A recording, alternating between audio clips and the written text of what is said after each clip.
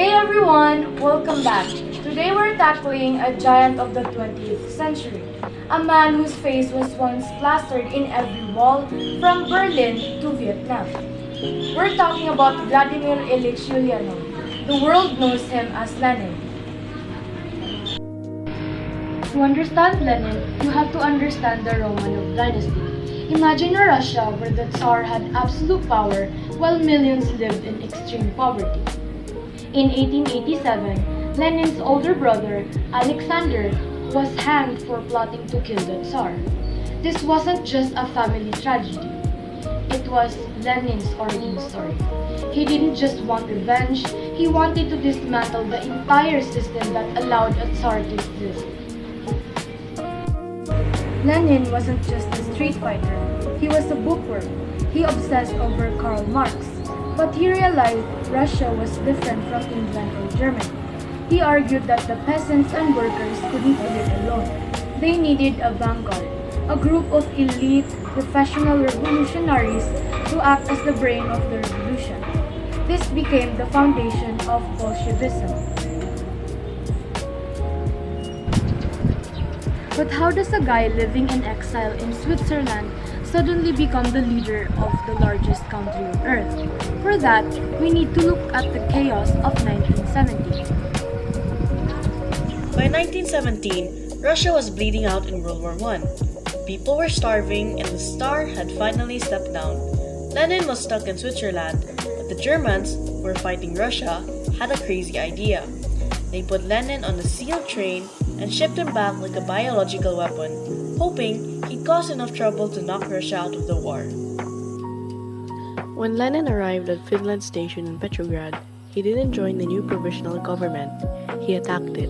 He saw a dual power situation. The government had the titles, but the Soviets, which were councils of workers and soldiers, had the actual boots on the ground. Lenin's genius was his marketing. He distilled complex Marxism into 3 words: peace, end the war; land, give it to the peasants; and bread, stop the famine. On October 25th, the Bolsheviks seized the Winter Palace. It was a cold, calculated strike that changed history in a single night. But winning the palace wasn't winning the country. Russia plunged into a horrific civil war between the Reds, Bolsheviks, and the Whites, monarchists, and others. To win, Lenin showed a ruthless streak, implementing war communism where the state took everything to feed the army. It was a win-at-all-cost mentality. By 1922, the dust settled, and the Union of the Soviet Socialist Republics, or the USSR, was born. Lenin was the head of the first socialist state in history, but he realized the economy was trashed, so he actually took a small step back with the new economic policy, or the NEP, which allowed some small-scale capitalism just to keep people from starving.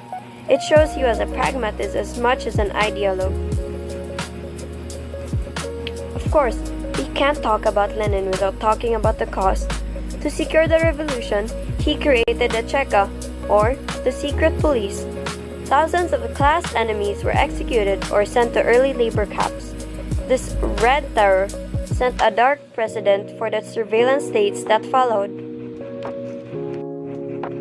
Lenin's health failed him quickly. A series of strokes left him unable to speak or move.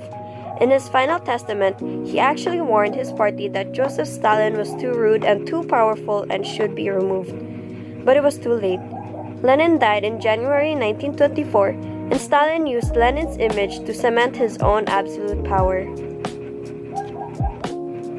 Today, Lenin is complicated. In some places, his statues are pulled down as symbols of oppression. In others, he's remembered as the man who dared to challenge global capitalism. Hero or tyrant? Maybe he was both. One thing was for sure, the 20th century was his century.